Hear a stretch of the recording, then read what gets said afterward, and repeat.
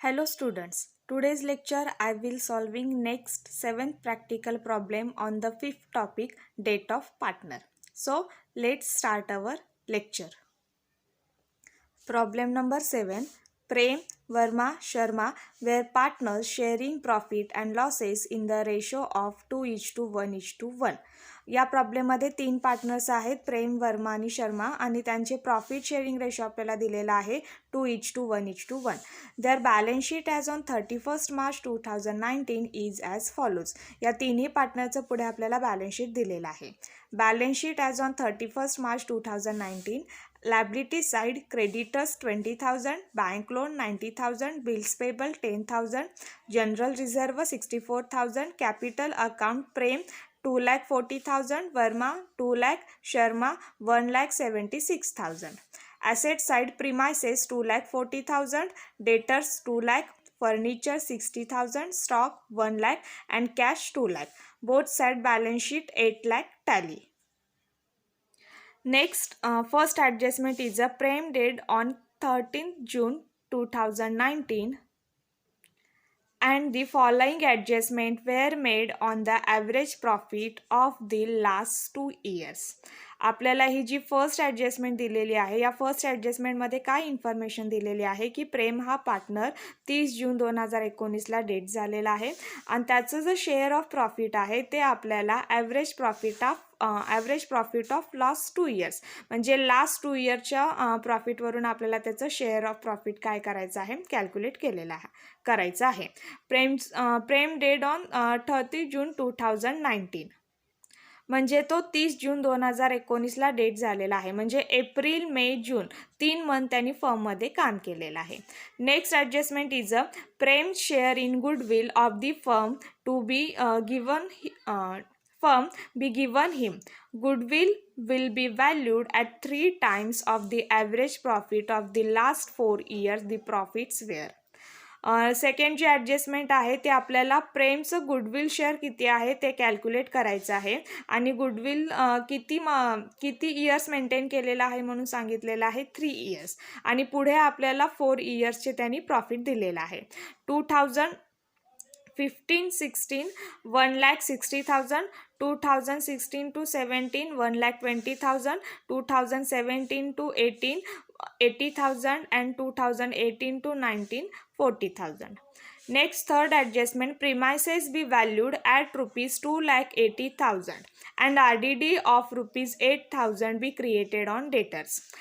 इथे आपल्याला प्रिमायसेसची रिव्हॅल्यू दिलेली आहे आणि आपल्याला डेटर्सवर RDD हे काय करायचं आहे, क्रिएट म्हणजे चार्ज करायचं आहे. त्यानंतर next fourth adjustment, drawing of Prem up to the date of his death were rupees 15,000 per month. Next adjustment is the interest on capital is allowed at 10% per annum and to be charged on drawing at rupees 4,000. And last adjustment is the amount due to Prem be transferred to his executor loan account. Prepare Prem's capital account, give working of Prem share in goodwill and interest on capital.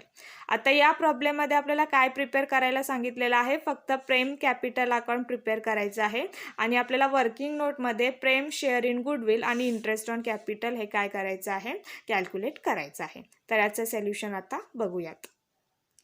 आपल्याला फक्त प्रेम capital account prepare करायचं आहे म्हणून आपण सोल्युशनमध्ये Prem's capital account format इथे आपण तयार केलेला आहे, debit credit side particular rupees आणि त्याचप्रमाणे आपल्याला प्रेम कॅपिटल अकाउंटमध्ये आपल्याला वर्किंग नोटमध्ये आपल्याला रिव्हॅल्युशन अकाउंट ओपन करावा लागणार आहे, कारण रिव्हॅल्युशन अकाउंटचा जो प्रॉफिट किंवा जो लॉस असतो तो पार्टनर्स कॅपिटल अकाउंटला ट्रान्सफर केला जातो, म्हणून वर्किंग नोटमध्ये आपण इथे रिव्हॅल्युशन अकाउंट इथं प्रिपेअर केलेलं आहे.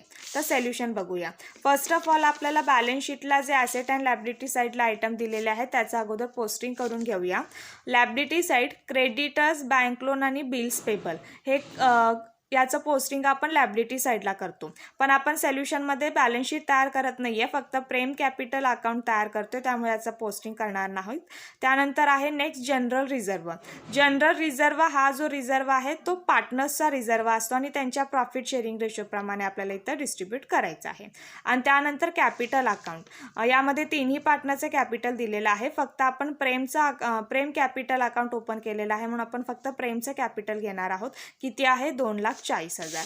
मग प्रेम कॅपिटल अकाउंटच्या क्रेडिट साईडला बाय बॅलन्स ब्रॉट डाऊन किती? 2,40,000. 2,40,000. त्यानंतर जो जनरल रिझर्व आहे तो सुद्धा पार्टनर्समध्ये डिस्ट्रीब्यूट केला जातो, म्हणून प्रेम कॅपिटल अकाउंटच्या क्रेडिट साईडला बाय जनरल रिझर्व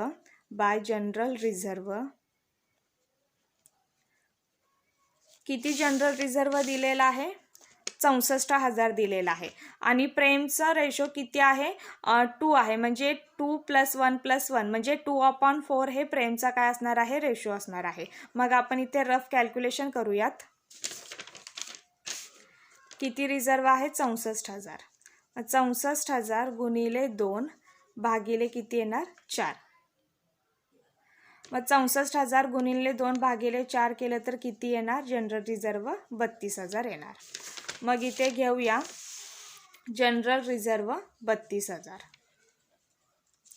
त्यानंतर नेक्स्ट लायबिलिटी साईड क्लिअर झाली. ॲसेट साईडला प्रिमायसेस, डेटर, फर्निचर, स्टॉक हे सगळ्या ॲसेट साईडला येणार आहेत. आपण बॅलन्स शीट ओपन करत नाही आहे, म्हणून याचं काय पोस्टिंग करणार नाही. आणि कॅश अकाउंट जर याच्यावर ॲडजस्टमेंट असेल तर ते आपण तिथं वर्किंग नोटमध्ये ओपन करतो. पण इथे पण आपण काय बॅलन्स शीट तयार करत नाही आहे, म्हणून इथे आपण त्या वर्किंग नोटमध्ये हे अकाउंट ओपन करणार नाही. आता आपण फर्स्ट ऑफ ऑल ॲडजस्टमेंट बघूया. फर्स्ट ॲडजस्टमेंट आपल्याला काय दिलेली आहे की प्रेम डेटची तारीख आपल्याला किती दिलेली आहे? 30 जून 19ला प्रेम डेट झालेला आहे म्हणून सांगितलेलं आहे. आणि पुढे काय इन्फॉर्मेशन दिलेली आहे की average profit of the last 2 years. आणि लास्ट 2 इयर्सचं आपल्याला काय करायचं आहे? ॲव्हरेज प्रॉफिटनुसार आपल्याला त्याचा शेअर ऑफ प्रॉफिट किती आहे तो इथे फाइंड आउट करावा लागणार आहे. मग फर्स्ट ऑफ ऑल आपण काय करूया? याचं शेअर ऑफ प्रॉफिट किती आहे ते आपण काढून घेऊयात.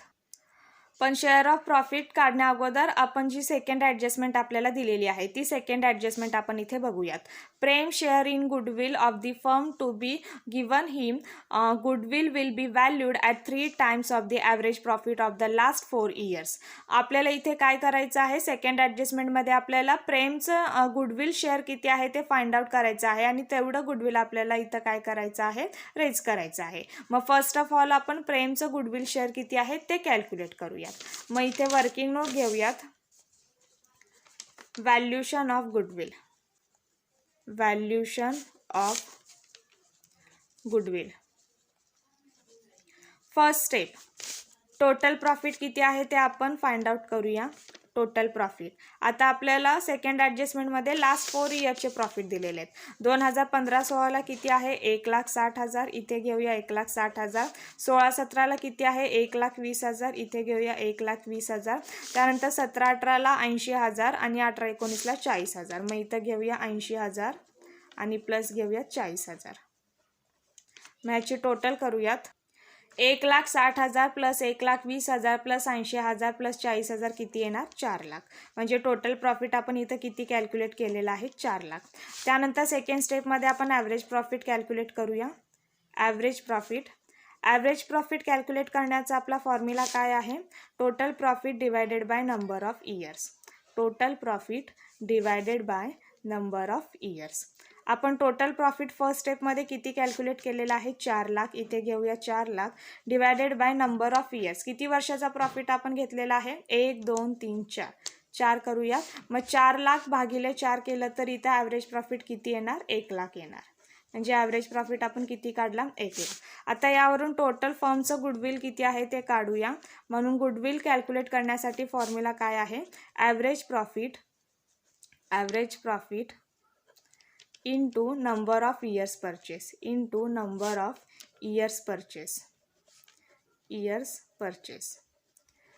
आता ॲव्हरेज प्रॉफिट आपण सेकंड स्टेपमध्ये किती फाइंड आउट केलेला आहे? 1 लाख. इथे घेऊया 1 lakh into number of years purchase. आपल्याला सेकंड ॲडजस्टमेंटमध्ये गुडविल किती वर्ष मेंटेन केलेलं आहे म्हणून सांगितलेलं आहे 3 टाइम्स, म्हणून इंटू इथं 3 करूयात. म्हणून 1 लाख गुणिले 3 किती येणार 3 लाख. म्हणजे टोटल फर्मचं गुडविल किती आहे 3 लाख. आता यातून आपल्याला प्रेमचं किती शेअर आहे ते आपल्याला काढायचं आहे. म्हणून प्रेम गुडविल शेअर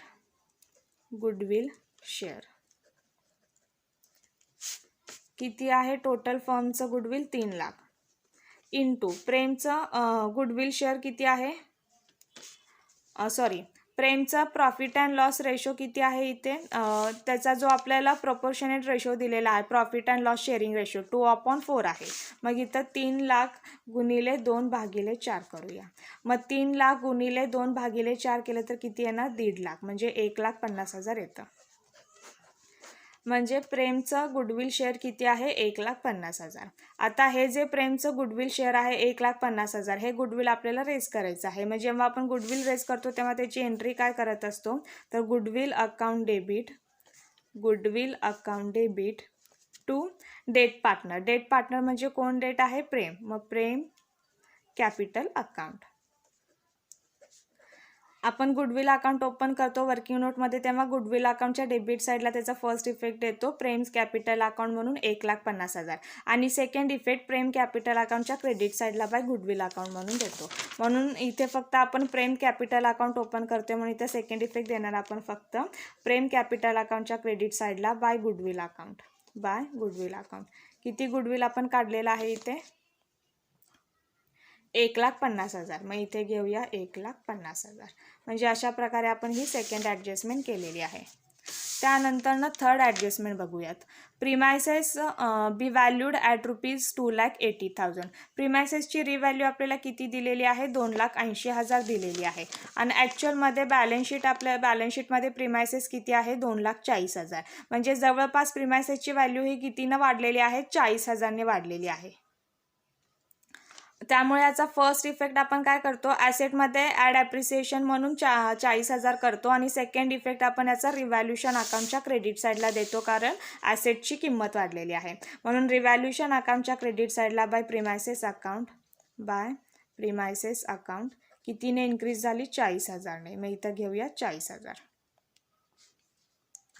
त्यानंतर नेक्स्ट त्याच्याच पुढे काय दिलेलं आहे and RDD of ₹8,000 be created on debtors. आपल्याला डेटर्सवर RDD ही चार्ज करायला सांगितलेलं आहे. म्हणून याचा फर्स्ट इफेक्ट आपण ॲसेटमध्ये जेव्हा डेटर्स 2 लाख घेतो त्यातून लेस RDD करतो आणि सेकंड इफेक्ट RDD चार्ज केला म्हणजे एक प्रकारे आपला लॉस झालेला आहे नुकसान झालेलं आहे म्हणून त्याचा सेकंड इफेक्ट आपण कुठे देतो रिव्हॅल्युशन अकाउंटच्या डेबिट साईडला. म्हणून रिव्हॅल्युशन अकाउंटच्या डेबिट साईडला टू RDD अकाउंट किती चार्ज करायला सांगितलेलं आहे 8,000. मग इथे आपण घेतलं 8,000.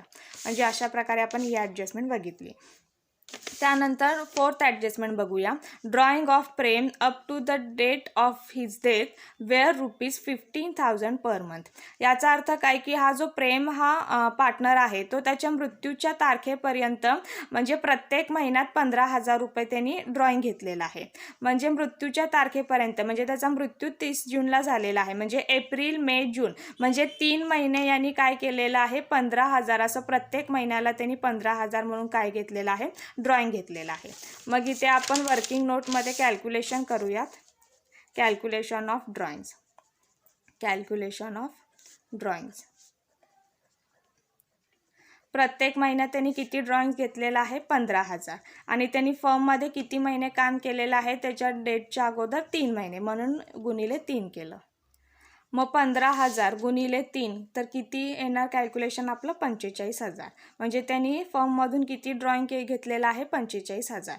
आता प्रेम या पार्टनरनी ड्रॉइंग उचल म्हणून 45,000 रुपये फर्ममधून घेतलेले आहे त्यामुळे म्हणून फर्ममधले पैसे कमी होणार. म्हणून आपण वर्किंग नोटमध्ये जे कॅश अकाउंट क्रिएट करतो त्या कॅश अकाउंटच्या क्रेडिट साईडला आपण बाय प्रेम कॅपिटल अकाउंट म्हणून त्याचा फर्स्ट इफेक्ट देतो आणि सेकंड इफेक्ट आपण प्रेम कॅपिटल अकाउंटच्या डेबिट साईडला देतो टू ड्रॉइंग्स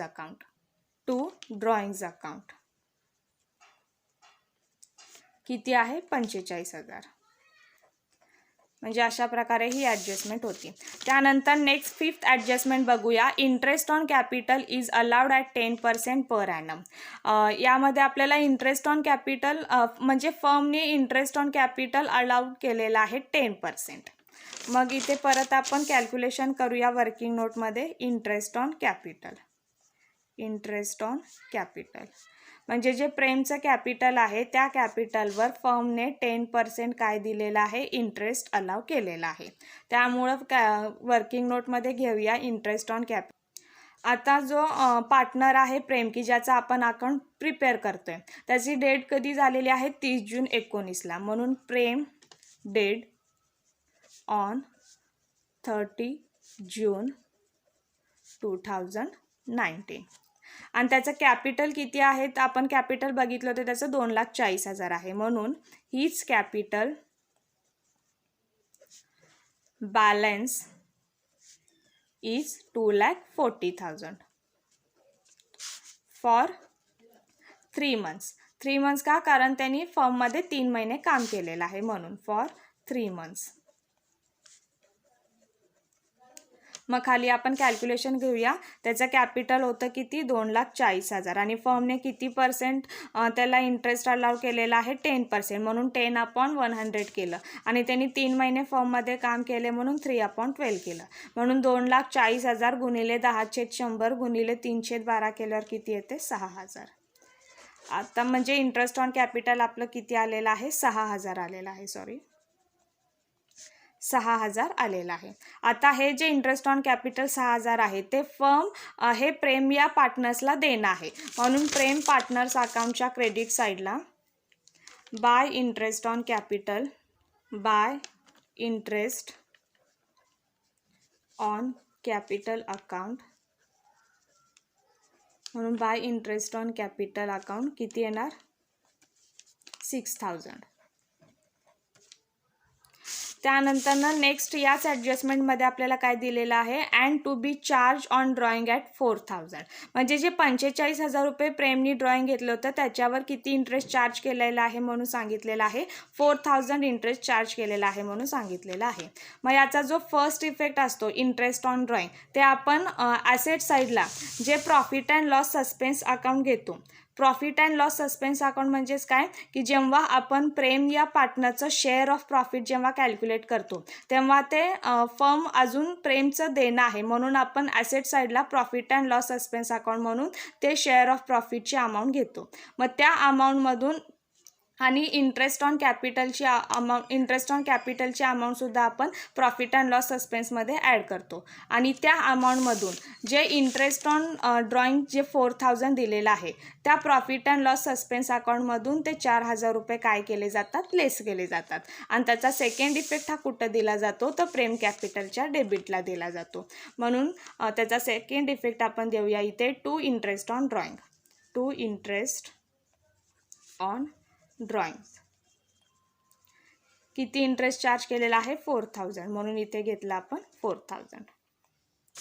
त्यानंतर नेक्स्ट लास्ट ॲडजस्टमेंट आहे the amount due to Prem be transfer to his executor loan account.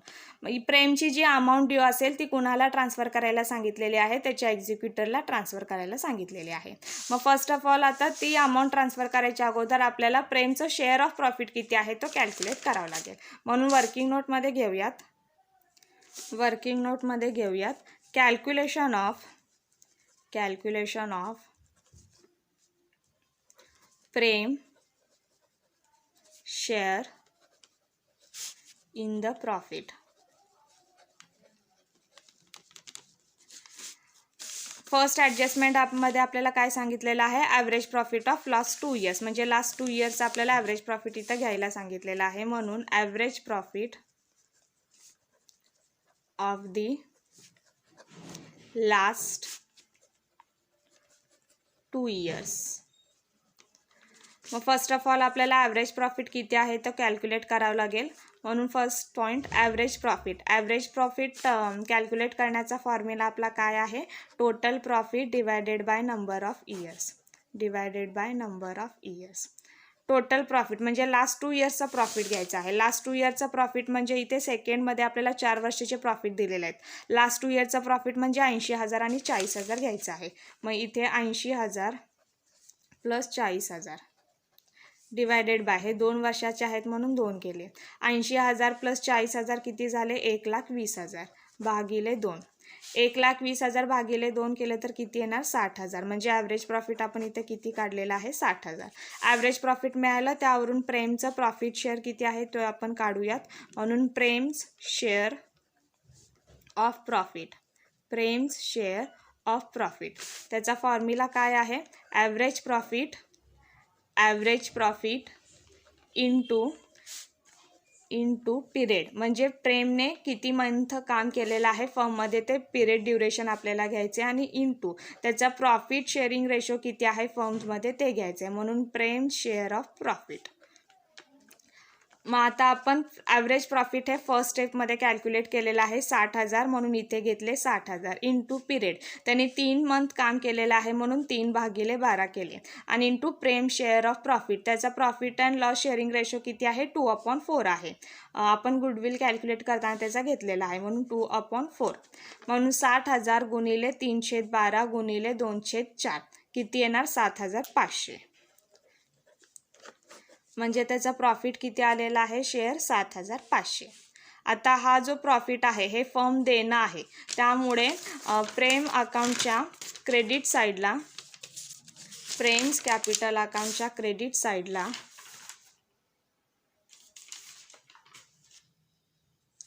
By profit and loss suspense account, by profit and loss suspense account किती येणार 7,500 काढलेला आहे आपण 7,500. आणि याचा दुसरा इफेक्ट, जे ॲसेट साईडला आपण profit and loss suspense account जे घेतलेलं होतं की ज्यामध्ये इंटरेस्ट ऑन कॅपिटल आपण ॲड केलेलं आहे, त्याच्यामध्ये हे profit and loss suspense account add करून ते आपण इंटरेस्ट ऑन ड्रॉइंग तिथून 4,000 आपण लेस करतो. म्हणजे त्या ॲसेटमध्ये प्रॉफिट अँड लॉस सस्पेन्स अकाउंटमध्ये आपण तिथं ॲड करतो. म्हणजे अशा प्रकारे आपण इथे सगळ्या ॲडजस्टमेंट बघितलेल्या आहेत. आता आपण जे वर्किंग नोटमध्ये रिव्हॅल्युशन अकाउंट ओपन केलेलं आहे ते टॅली करून घेऊया. मग रिव्हॅल्युशन अकाउंट, क्रेडिट साईडची टोटल ही डेबिटपेक्षा जास्त आहे 40,000, म्हणून रिव्हॅल्युशन अकाउंट हे 40,000 काय होतं टॅली होतं. आता 40,000 मधून 8,000 गेले तर किती डिफरन्स येतो 32,000. आता हा जो 32,000 प्रॉफिट आहे तिन्ही पार्टनरमध्ये डिस्ट्रीब्यूट करावा लागतो. म्हणून to profit transferred to partners capital account, आता फर्स्ट पार्टनर कोण आहे प्रेम, सेकंड कोण आहे वर्मा आणि थर्ड आहे शर्मा. मग इथे आपण रफ कॅल्क्युलेशन करूयात. प्रॉफिट किती झालेला आहे रिव्हॅल्युशनचा 32,000 झालेला आहे.